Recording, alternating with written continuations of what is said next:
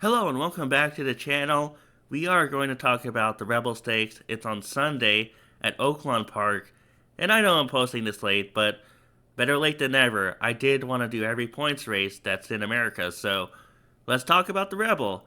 And we'll start off with litmus test number 2, because Bravaro is going to scratch and run a Gulfstream instead. So let's go down to number 2. Litmus test was 4th in the Breeders' Cup Juvenile by only a length and 3/4. And then he was first in the Los Alamitos Futurity. We have it up here. And I have no problem that the speed figure went down or that Blacksmith was second in this race. Blacksmith did lose his next start, but he also cut back to 1 mile, which I didn't like because I think Blacksmith needs a longer distance. In any case, Litmus Test was under a mild ride, while Blacksmith was under heavy urging, so there was a difference there.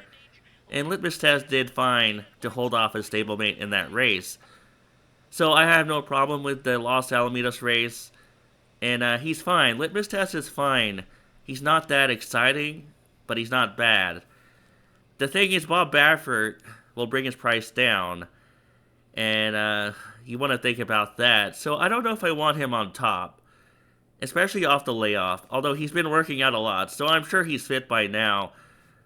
I think he'll be in the mix for the win at the end. I don't know if I want him to win in my tickets, but he's definitely underneath if I play this race at all. He's definitely second or third in my tickets. So Litmus Test is a contender in this race, but I will use him as an underneath horse. Let's move on to number 3, Class President.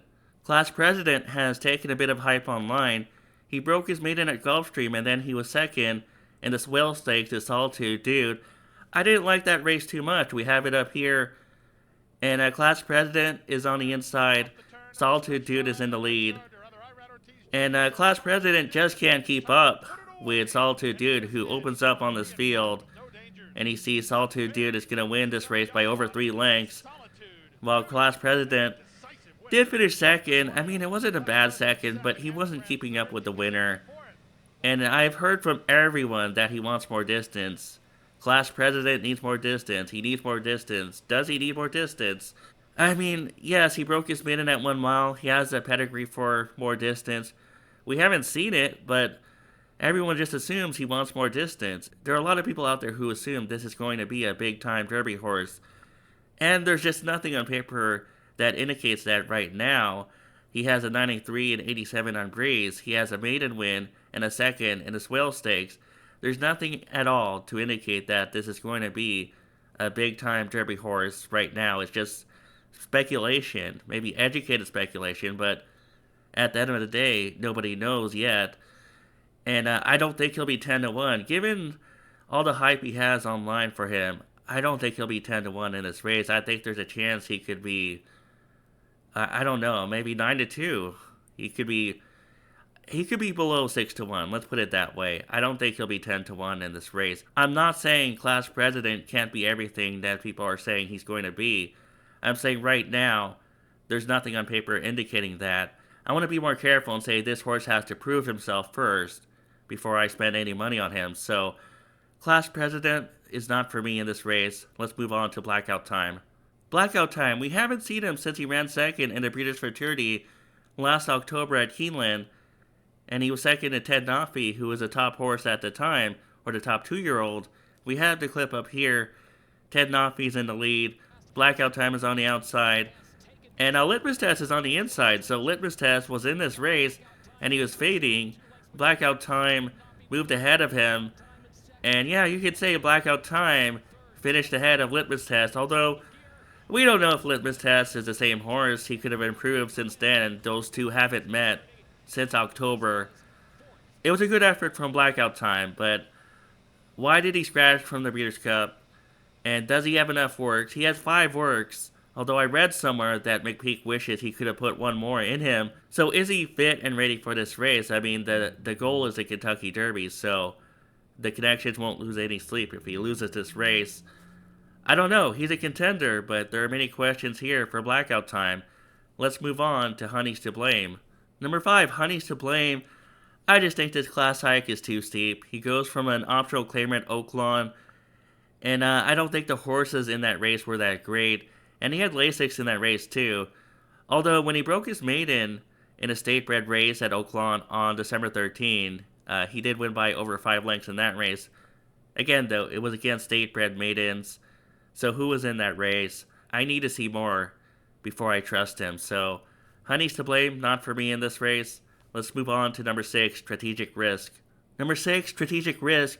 He was 10th by 10 lengths in the Southwest Stakes, so I don't see how I can take him in this race.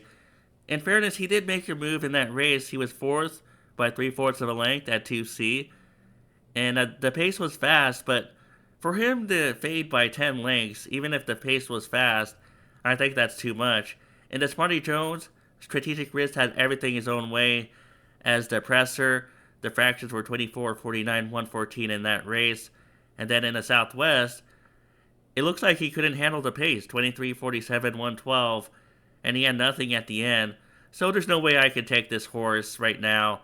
I need to see more. So Strategic Risk, not for me in this race. Let's move on to his stablemate, Silent Tactic. Number 7, Silent Tactic is very likable, and he's one of my favorites this year after finishing second in the Smarty Jones Stakes and taking the Southwest Stakes by 3 1/4 of a length. I had him in the Southwest after Litmus Test Scratch, then I moved this horse up, and also I backreeled him in the Smarty Jones Stakes, so I had that exacta. This horse has been very good to me this year, so I'm going to pick him again. We have the clip up here of the Southwest. He's rolling up on the outside, and he's just straightening out. And once he straightens out, look how fast he goes. He just blows by this field. I know the jockey is using a left-hand whip. That's just so he doesn't brush into Soldier and Diplomat on the inside. I think he could have won with a hand ride easily. And it was very impressive visually. I felt like he could have won by more. And Silent Tactic, does he get enough pace in this race? I think so. I think there's enough pace in this race. We have, let's see, Soldier and Diplomat is still in this race. And also we have, Blackout Time has some tactical speed. And Litmus Test, I think Litmus Test will show speed from the inside. Is there as much pace as there was in the Southwest Stakes? Maybe not, but I think there's enough. I think Silent Tactic will be right there at the end, mixing it up with Litmus Test, Blackout Time, and any other horse that's there. So, Silent Tactic, the thing is about Silent Tactic, even though he won the Southwest Stakes at 12 to 1, even though he won that race by 3 1/4 of a length, he's not going to be the favorite in this race. There's going to be too much attention to Litmus Test, especially with Baffert's name on him. And also Blackout Time will get his good share of money as well. And Blackout Time is the favorite on the morning line anyway. So I don't think Silent Tactic could be the favorite in this race. And it's not often that you see a horse who's proven in his most recent race not be the favorite in the next race. So Silent Tactic, he's my horse in this race. I know the pace scenario might not be as generous as in the Southwest, but I still think it'll be good. And we'll see what happens. Silent Tactic, my top choice here for the Rebel Stakes. Let's move on to number 8, Rancho Santa Fe. The thing to point about Rancho Santa Fe's run in the Southwest Stakes is that he had momentum, but it was stopped when Silent Tactic on the outside sort of cut across him. You see Rancho Santa Fe with a jockey wearing pink, and Silent Tactic cuts into his path right there, and that stops his momentum. And then Silent Tactic, once he's clear, then Rancho Santa Fe starts his move again. And so I think Rancho Santa Fe could have picked up second in that race if he had a clear run. So, is Rancho Santa Fe going to hit the board again in this race? He could. It's a possibility. I would love to see this horse at 9 furlongs. I think a mile and 1/16 is too short for him. But I think he could hit the board again in this spot. And I think he would be a sneaky good underneath horse to use for exacta or trifecta. And he's 12 to 1 on the morning line. It's not often you get 12 to 1 on Brad Cox and Irad Ortiz. Rancho Santa Fe is an underneath horse. Let's move on. Number 9, Time for Music. I don't know what he's doing in this race. He lost a local optional claimer by 21 lengths. He lost a Remington Springboard Mile by 14 lengths. Why did Steven Asmussen enter this horse? I don't know. Maybe there's owner pressure. I mean, Asmussen is an experienced trainer. He would know if a horse belongs on the Derby Trail. There's no way I could take him, so let's just skip Time for Music. Number 10, Soldier and Diplomat. I'm not sure this horse wants to go a mile and 1/16th. He's seen his 2 mile and 1/16th races. He sort of lost ground towards the end. First and then third by 2 1/4 of a length in the Kentucky Jockey Club. And in the Southwest, which we just saw, he was no match for Silent Tactic at the end, and he barely held off Butane and Rancho Santa Fe. Like I said, if Rancho Santa Fe had a clear trip, I think he would have passed Soldier and Diplomat for second.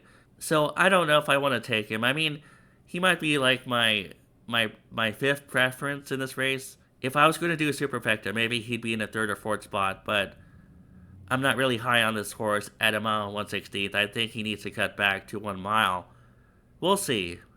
So let's move on to my conclusion. Silent Tactic is my choice for the Rebel Stakes at Oaklawn Park. I think it's great that he's a recent winner and he's not going to be the favorite in this race. He's 9-2.